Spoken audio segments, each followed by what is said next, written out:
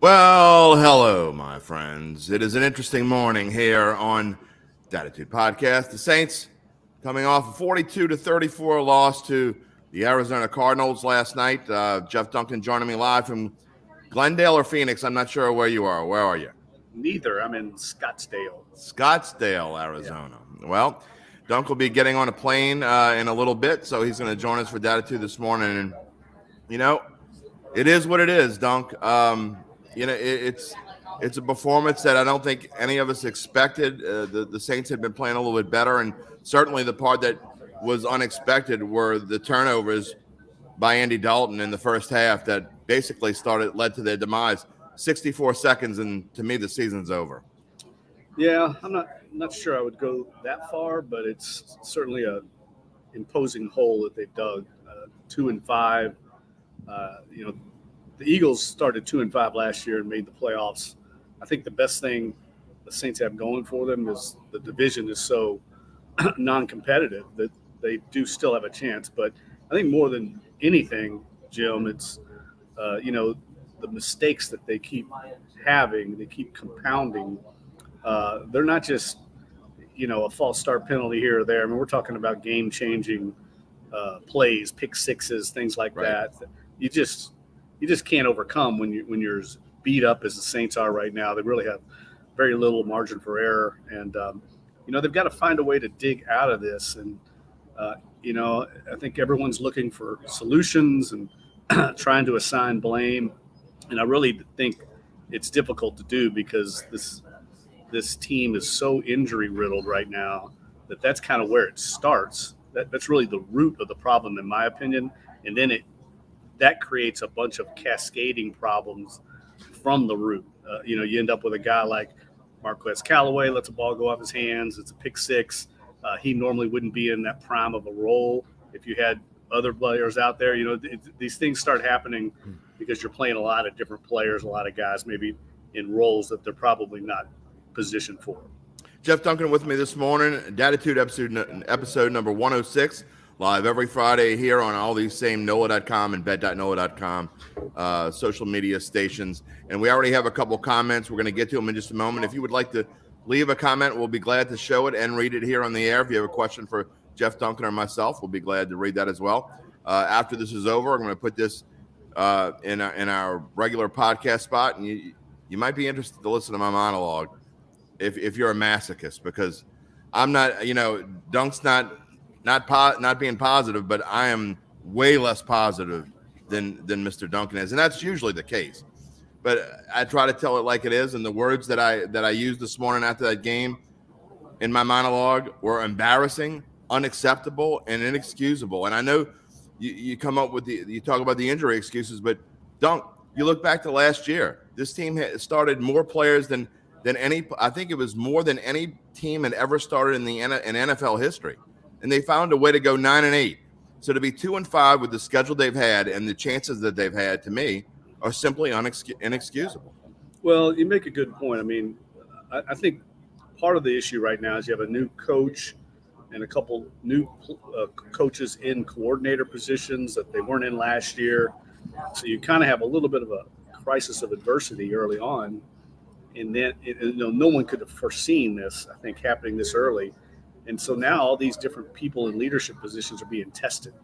Yeah. And I think that's really where this team is at. I know Alvin Kamara, after the game, gathered the team and kind of said, this is not Saints football. Well, part of the problem with that, in my opinion, is what this whole group and this coaching staff and this whole organization has known as Saints football the last decade and a half has really been identified and defined by Sean Payton and Drew Brees, and they're not here right now. That's right. So that's where I see the crisis right now. That the leadership. I use this analogy, and this is probably a bad one, but if you saw The Godfather, the great movie, they're almost in a war right now, and they need a wartime consigliere. And it's not Tom Hagen, right? Remember, they need someone with that type of leadership. And so I'm not assigning blame to Dennis Allen because I think he's inherited just a really bad set of circumstances. But in this situation, he is really going to be tested as a head coach, because this adversity is coming at him from all sides, and everyone's looking at him. He's the head coach, and we're going to find out what he's made of, really, to be honest with you. We're going to get back to Dennis Allen because I have some things to say about him in a little bit. I talk about him in my monologue, but there's an interesting clip, and we didn't get a chance to talk because before the show, so I didn't get a chance to tell you one of my plans. But there was a clip last night that I found interesting, and Jim Moore is always good for a quote. And listening to Fletcher and Jim Moore and Sharif Ishaq on the Channel 6 show last night, there's a 1 minute clip that I want to play here, and it goes to this question or a comment, I guess. Field Guy 316 says, "Why is everyone saying the season is over? There are 10 more games. It could happen." Just saying, Field Guy, you definitely want to listen to my monologue and how I finish it, but it goes to this clip, which I also played. So those of you who are listening to the podcast itself, you've heard this already, but it's worth hearing again. And I think it's interesting. So listen to this real quick. Let's go now live to our colleagues on the field, Sharif Ishaq and Jim Moore. And Sharif, you want to ask Jim a question for us? Ask him, is the season over? I know he likes when I ask him that. What? Oh, no. Fletcher wants me to bait you. Bait me for what? He wants me to bait you to ask this question. You ready? We're live. 2 and 5. Question. I get to ask you this question on live TV once again, like we did 6 years ago after the Saints lost to the Falcons. Is the Saints season over now that they're 2 and 5? Oh. Did Fletcher say that? I mean, yeah, it's live right now. He's asking you. Huh? He's asking right now. Is he? Yeah, it's live. He wants to know, is the season over? Are we on? Yeah, we're live. Are you serious? Yeah. Fletcher, you're full of you know what. When you think the season's over at 2 and 5, get out of here, man. What kind of a supporter are you? You live in New Orleans. You were born in New Orleans. You were raised in New Orleans. And you're saying the season's over at 2 and 5? Give me a break. Holy mackerel, Fletcher. What kind of a loyal Saints fan and supporter are you? Blows my mind. Get out of here, man. Season over. Holy mackerel. Hell no, it's not over. What if they won 5 in a row? Be 7 and 5. They'd be in the hunt. You never know. Every week's different. Get out of here. Now let's go now live. What if they win?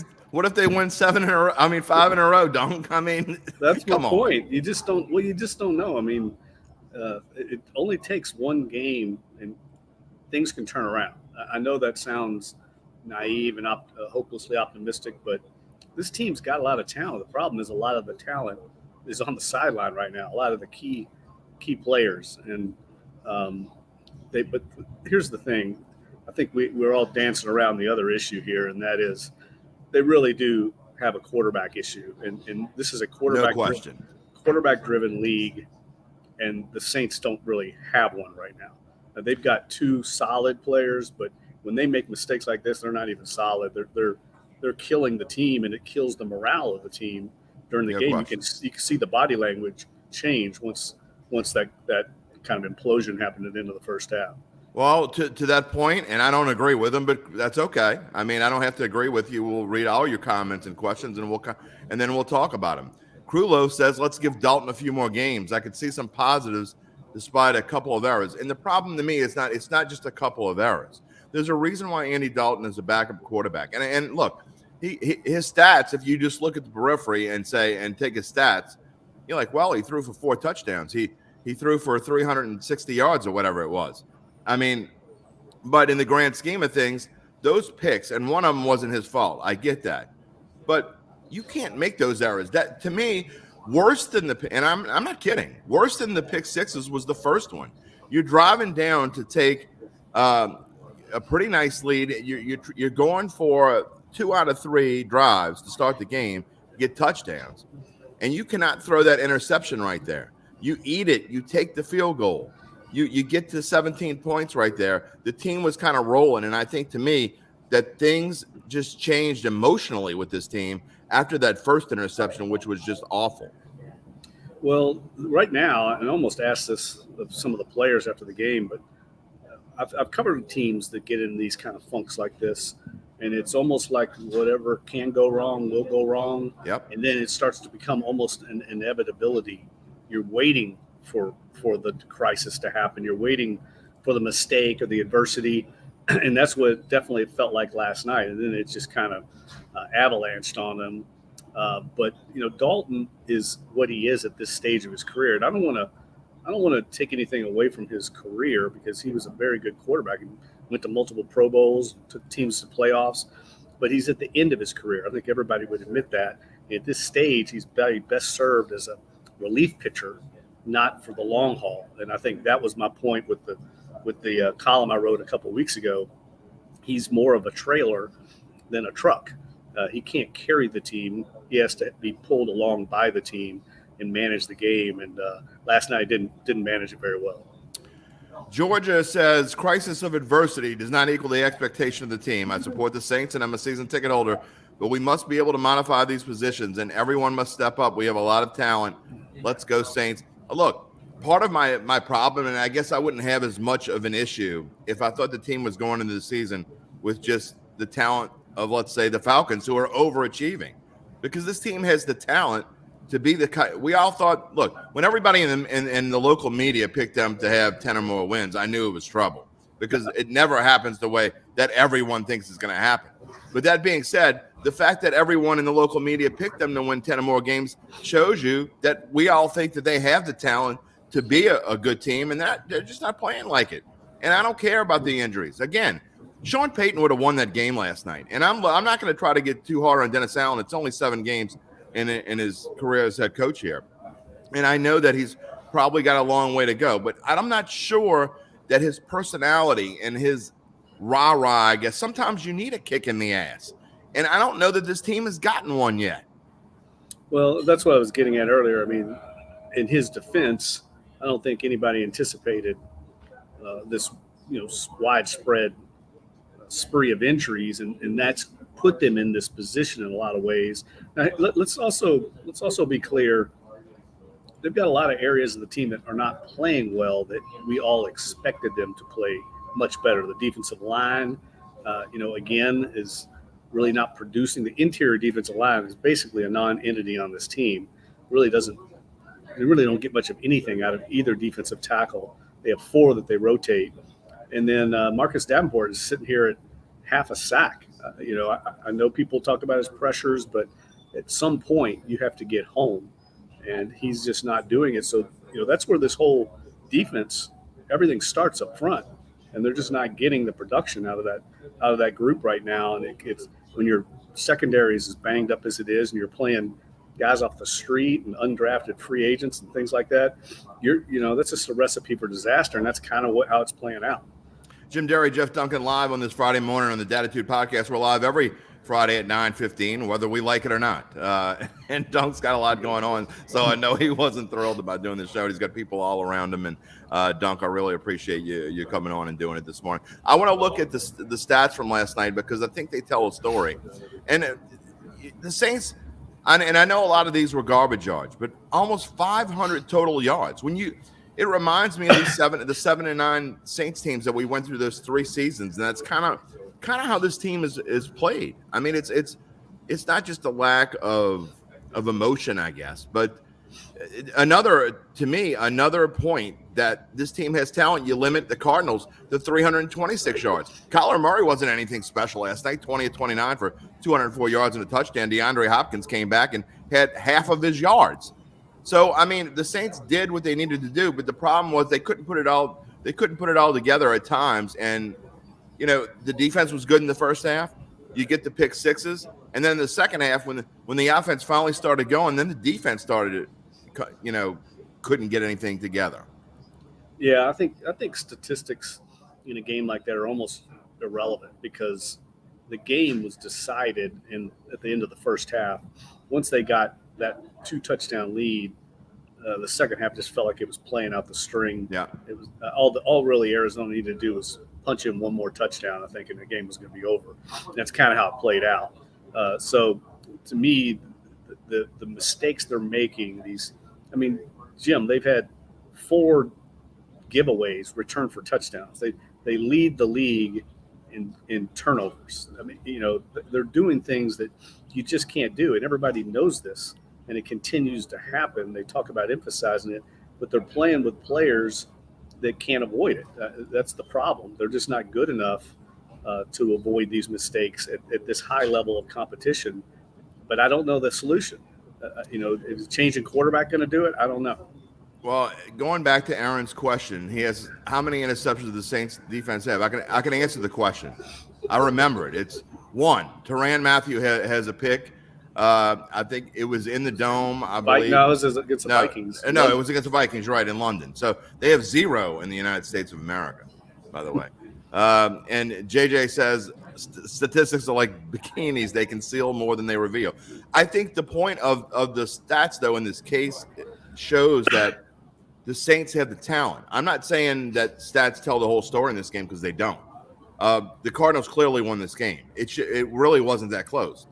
But I still think a Sean Payton coach team would have found a way to win this game, even with the 2 pick sixes. They come out of the locker room, Dunk, and they settle for a field goal. They get a 3 and out, settle for a field goal, get another 3 and out, and then have to punt after they get the ball near midfield. That you just can't do that. Yeah, I know. I just feel like they're kind of that analogy. They're in a gunfight with a knife. That's what it feels like in these games. They don't really have a huge playmaker. Now, obviously, they got an incredible big play right off the bat from Rashid Shaheed. Yeah. They got a big play from Kevin White. But these are guys that weren't meant to be playing in prime time. They just weren't. So eventually, over a course of a 60-minute game, the inevitability the talent takes over, and they're playing against much more talented opposition. And when you make those kind of mistakes, Ryan Ramczyk have 2 false starts last night. They just they seem to lack a focus, maybe an intensity or an edge. There's something missing, and that's what I've noticed the most about. And I don't want to keep harping on Sean Payton, but Sean Payton had an intensity on game days. We all know that. And he provided an edge on game days. And I just haven't seen it throughout the whole team. It's just not there. I don't know if they're missing it from Quan Alexander and Chauncey Gardner-Johnson, or we're reading too much into this. But there just is a couple of national reporters at the game last night that had not seen the Saints all year after the game told me there's just no juice in this team right now. They're seeing it. They're seeing it from a fresh perspective. That's kind of my point. And a Sean Payton team would have gave him a kick in the pants at halftime. Would have gave him a kick in the pants 4 weeks ago. And look, I know it's probably not in Dennis Allen's DNA, but look, sometimes if you don't have enough talent, look, this team doesn't have the talent of the 2009 Saints or the certainly not the 2011 Saints. I get that. No one, I don't think, realistically thought this team was going to win a Super Bowl.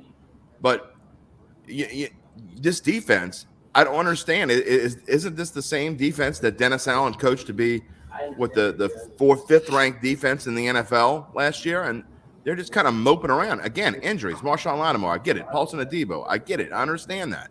But there's no way this team should be playing like they're playing. And Tyrann Mathieu, I don't know what he's doing out there. And I don't always agree with our friends that watch the show and listen to the show on a regular basis, but Tyrann Mathieu looks like he's ready to go home and call it a career. Yeah, I don't feel that way. I talked to him after the game, and you can tell he's trying to find his spot in the defense. But again, this is a convergence of factors. I don't think it's one thing; it's everything.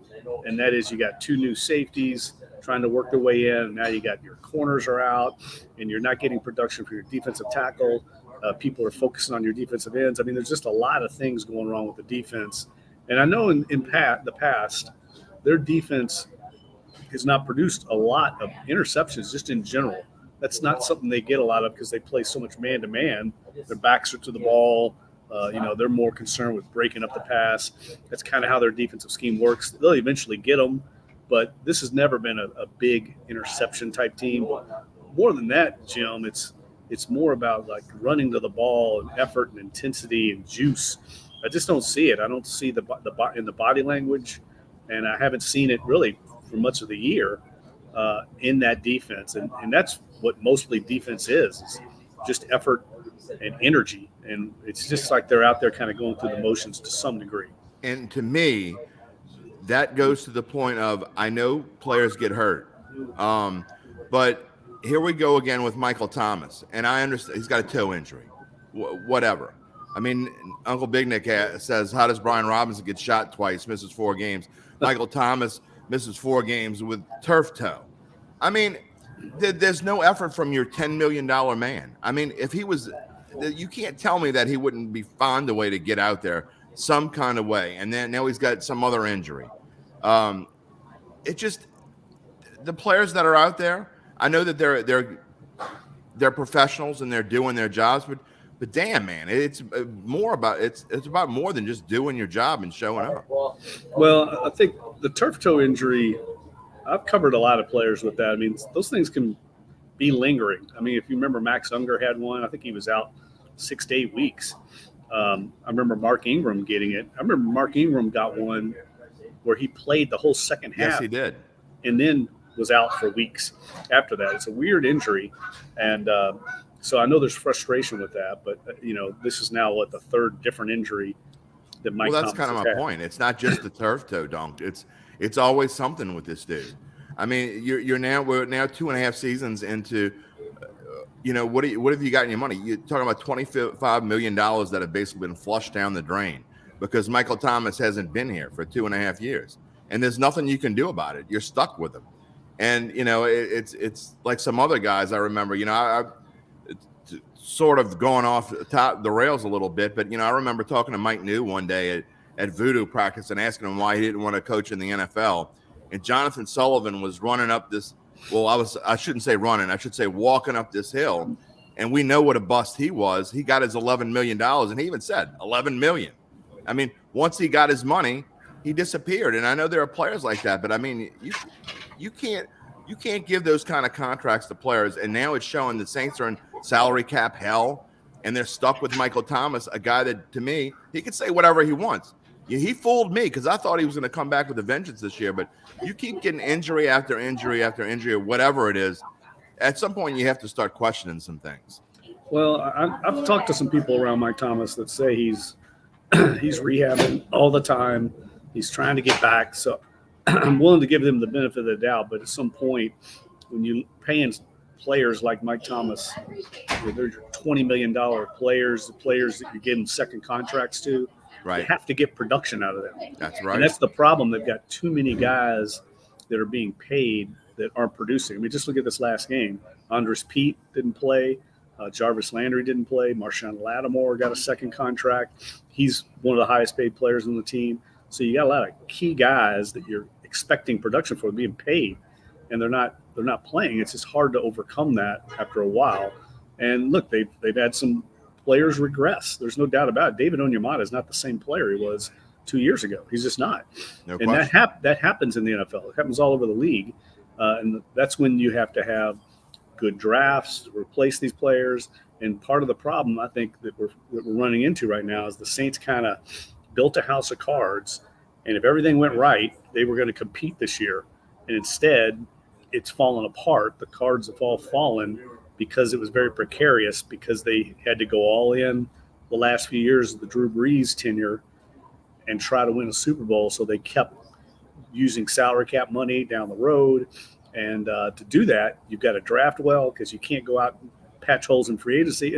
And frankly, Jim, they've kind of fallen back into that mess that they were in, what was like 5-7 years ago, where they were going out in free agency trying to fill holes. And look how that happened back to the Jarius Bird days, where they had some really bad mistakes.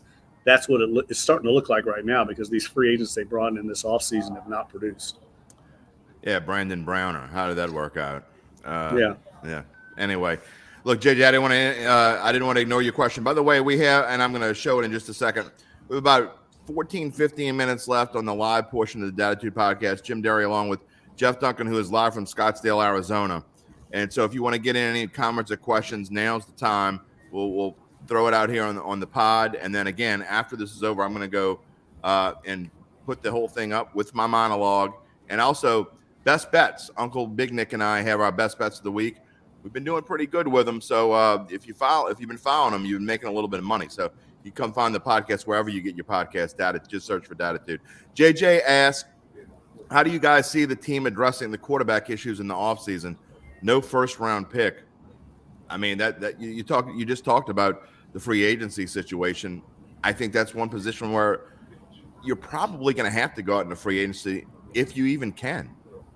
Yeah, I think that's where I think a lot of the frustration is coming from Saints fans, and rightfully so, because if you have like a bad season or have things go against you like this, there's always hope for tomorrow, right? There's always, oh, well, this is just a bad year, we'll chalk it up. But I think Saints fans are so smart and sophisticated, they know that this future isn't bright either because of the salary cap limitations, because of the draft pick limitations, that there's not a lot of opportunity. They're going to have to really thread the needle to try and find a quarterback.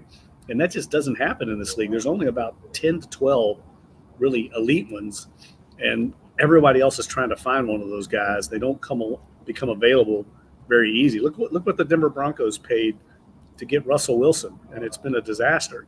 So I don't have a good answer. I do know it's a good draft for quarterbacks, but the Saints don't have much capital unless they want to start moving some of their assets. And I'm not sure they're at that point right now. I mean, 2-5, you still have an opportunity. These next 2 games are winnable. Actually, the next 3 games are winnable because they're all teams that we all thought, like the Saints, were going to be good.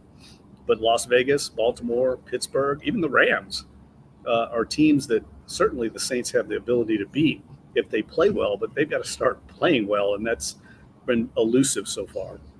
Yeah, you see the remaining schedule on the screen there if you're watching and not just listening. Like Dunk said, I mean, winnable, sure. I mean, any of these games are winnable. I mean, there's not a single game on the Saints schedule that isn't winnable.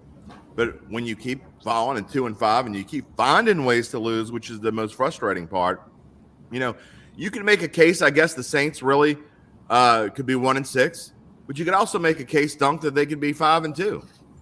Yeah, I know. I think that's what's also frustrating for people is they know this team has been in almost every game. And yesterday was the first game they really were kind of out of by about the third quarter. And these games coming up, they can win, but they've got to get players back. And I think until they get Mike Thomas and Marshawn Lattimore and some of their real difference makers back, and Jameis Winston said after the game that he feels like he's getting close to being fully healthy. It'll be interesting to see what they do at quarterback.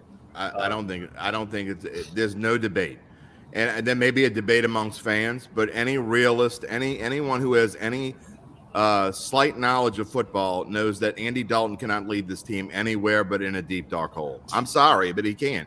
The upside of Jameis Winston is so far beyond the upside of Andy Dalton. You know what you're going to get with Andy Dalton. You're going to get this. I mean, you're going to go. Last night was an outlier. He's not going to throw 3 picks a game. I get it. He's going to probably average 1 a game, and that's fine. And I know Jameis has his floor is way below Andy Dalton's floor. But this team needs to take risk. And Jameis Winston is the risk guy. So I don't think there's any debate. I mean, we can sit here and debate, and fans can tell me that I'm wrong. They always do. It's fine. But I don't think there's any question. When Jameis Winston says, I can play football, he's got to go back in there because he is the only chance this team has to salvage anything from this season. Yeah, I think that's where this team's at, right? They're kind of in a little bit of a crossroads. The season's going to go one of 2 ways. I will say this, talking to players in the locker room, they're not pointing fingers yet. They're not fractured. And I've seen teams do that when things go bad, and they haven't done that yet. So that's a good sign, but they've got to get healthy. They got a little bit of a break here, 9 days. The players are all off until Monday. So they've got to get these guys back and get them on the field, because I think that's also having an effect on, we talked earlier about when things go bad, the team kind of has a body language and a letdown look to them. That's because they know they're not playing with their varsity team right now. They're playing with JV players. And when you have those pick sixes like that, it's very difficult to come back with the lack of firepower that you have. So that affects your confidence as a team too. And I think that's where Sean Payton was at his best. In those type of situations, he had almost a superhuman ability to get teams to play through adversity, but he's not here anymore. And this is kind of how the rest of the NFL lives. when they have these kind of situations. But you're right. There are other teams in the league that have a lot of injuries. I mean, the Cowboys have been playing without Dak Prescott and Tyron Smith. You know, they're missing all. And they found a way to win. And they've been winning. So you can't overcome, but you got to play smart, sound football, and the Saints aren't doing that at all right now. And to go back to the earlier question about what the Saints do with the quarterback, and we talk about not having a first-round draft pick this year. What about Bailey Zappi? I think, what was he, a third or fourth-round pick out of Western Kentucky? Right. I mean, he's been fantastic for the New England Patriots. He's about to go back and sit on the bench. So, I mean, there are quarterbacks you can find. I mean, Tom Brady, for God's sake, was a sixth-round draft pick. You can find quarterbacks if you have the right. The one thing this team has is its ability to scout. I think that it has done that phenomenally across the years. We've had lapses through different parts, but there have been some great draft picks on this team, especially the last, to me, 8 to 10 years. And so if there's a quarterback out there that's not a first rounder, the Saints can find him. It's just a fact of whether they will or not. And Errol asked a question. We've kind of talked about it a little bit. Look, you can't, I'm kind of getting on I've said some things about Dennis Allen today that obviously shows that he has to progress in his coaching career. He has room to grow. He has to learn. I think he needs to find some emotion inside. I'm not ready to pull the plug on Dennis Allen yet. I mean, it's 7 games in, for God's sake.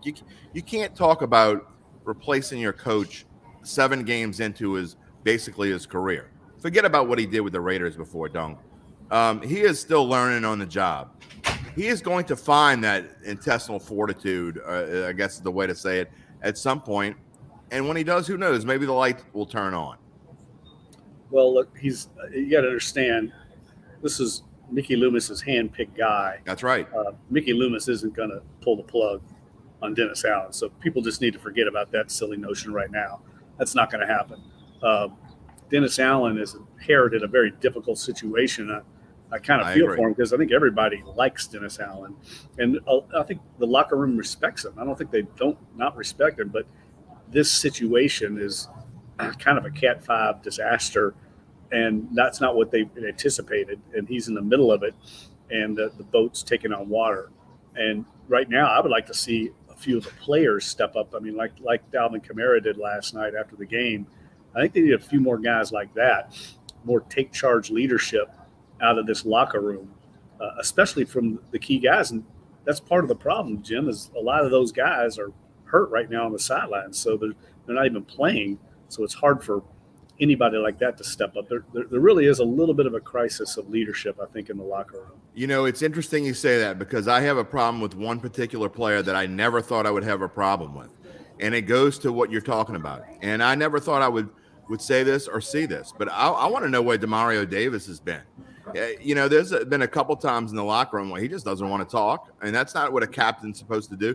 You look and see how Cam Jordan reacts. Cam Jordan will take any question that's ever asked of him, and not only that, he's the one that's stepping up on the sideline when stuff's going on.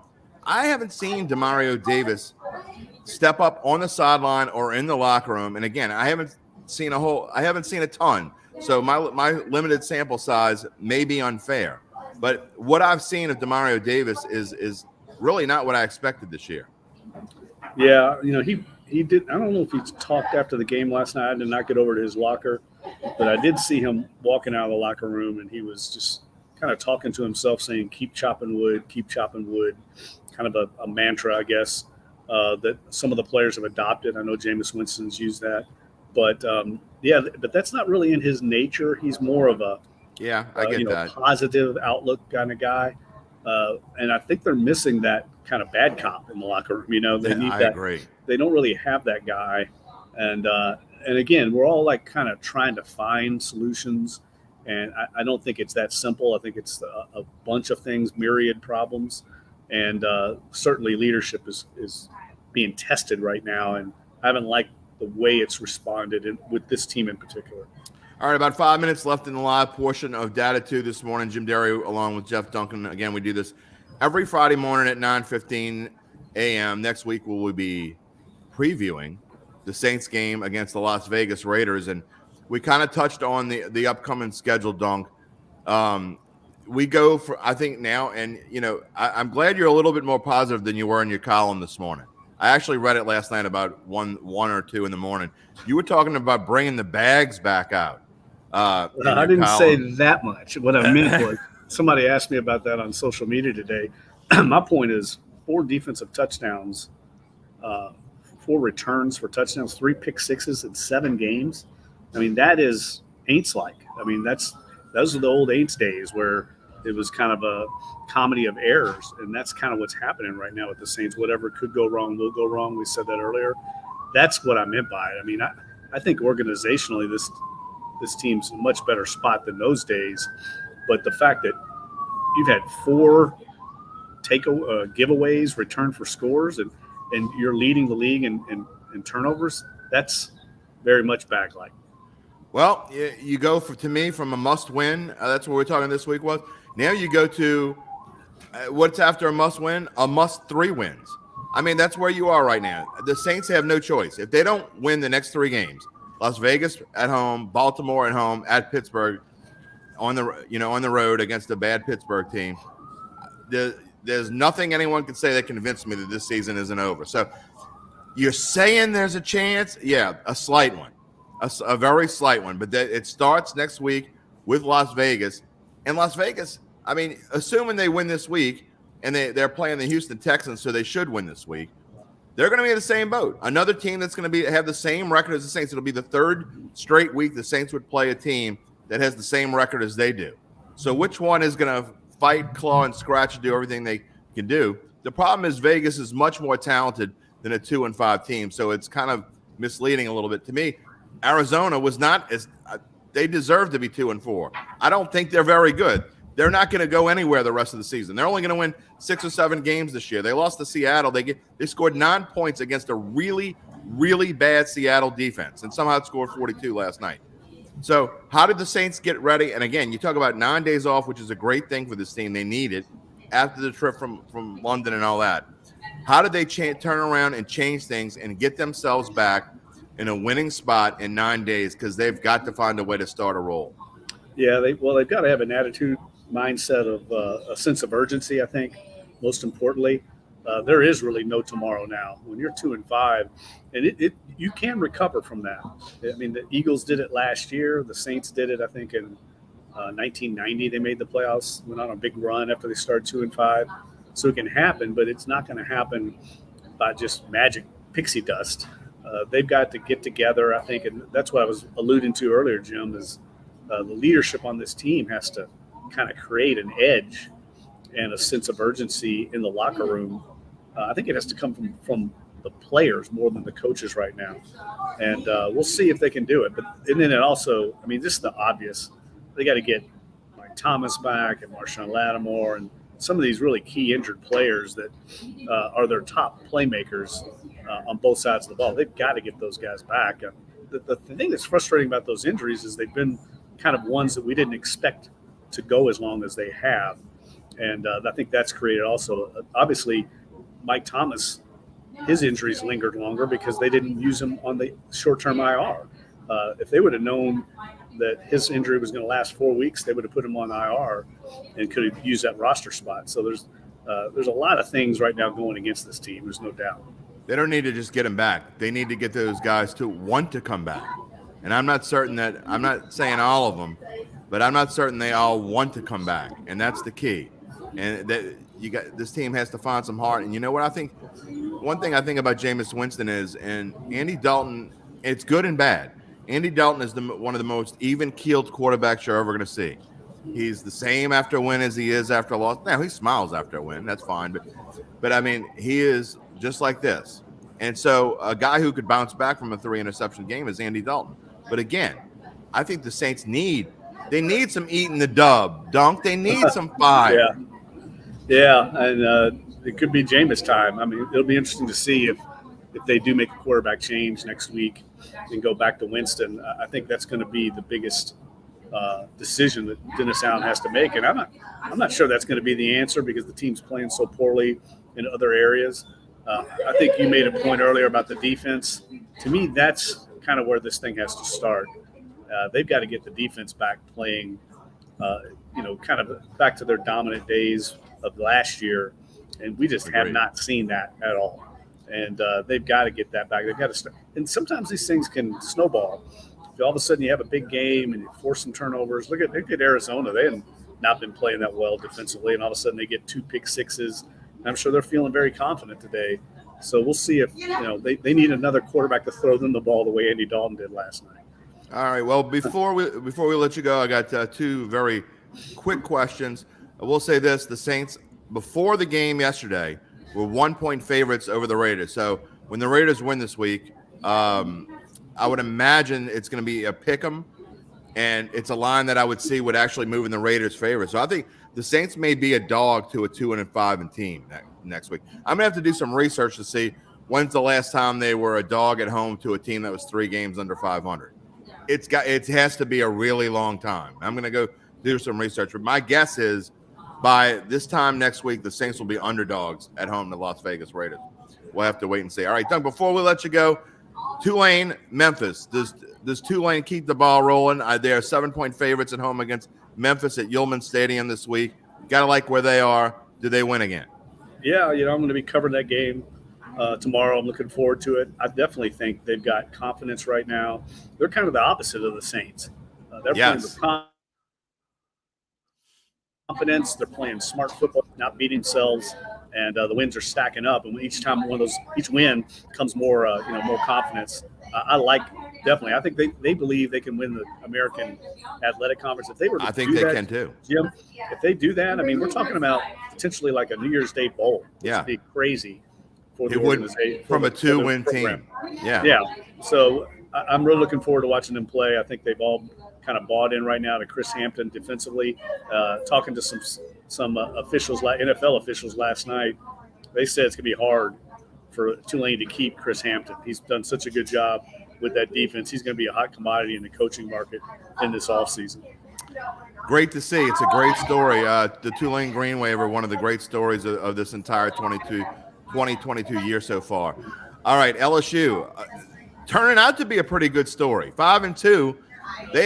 They are inexplicably 2-point favorites or 2.5-point favorites over Ole Miss, and this line has just all the big money is going to LSU. I don't understand it. It started off Ole Miss, I think it was plus 2.5 about a week and a half, 2 weeks ago, and now it's LSU 2.5. Dunk. Is that right? That's I right. didn't know that. It's been a 5-point swing in 2 weeks. All the big money's on LSU. Well, what do you think? That was my column for our betting page this week. Was I love LSU in this game. Love them. You do? Yeah, they've won 6 in a row at home against Ole Miss. I know that isn't really applicable to a new set of players, but Ole Miss struggles to win at Tiger Stadium, and more importantly, Ole Miss hasn't really played a true tough road game all year. The only 2 road games were at Georgia Tech and at Vanderbilt. Those are maybe 2 of the easiest places to play in college football, certainly in the Deep South.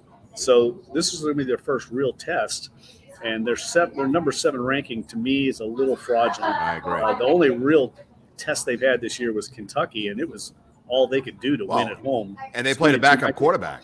Right, 22-19 in that game. They barely won. So to me, they're going to be walking into a totally hostile environment, and I think LSU and their fans will see this something as a second chance to make a statement. Because let's face it, that Tennessee game, I think a lot of people have overreacted to. That game got away from them right off the bat with the special teams errors early on, and Tennessee was able to dictate terms, and that thing snowballed on them.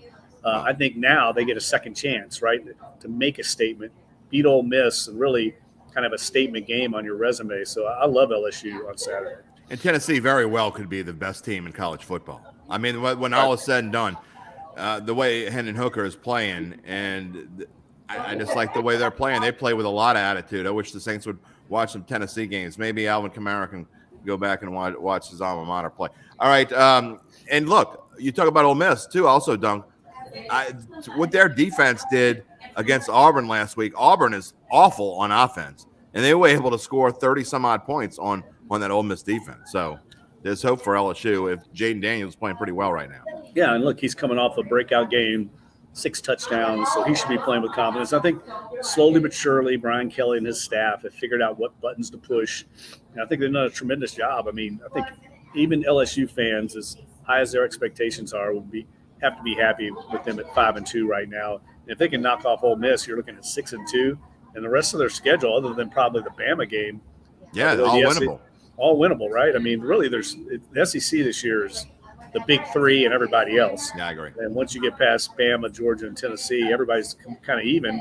And I think if LSU can position themselves to, to finish second in the SEC West, that would be not bad for what everyone, I think, thought was a transition year.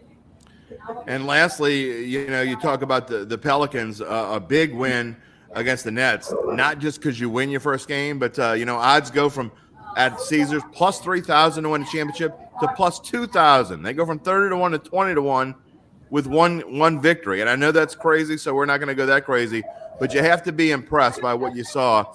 Zion, obviously, and this is the understatement and Captain Obvious statement of the year, but, Zion obviously makes a difference for this team and shows what he can bring to a team that was already beginning to gel at the end of the last season.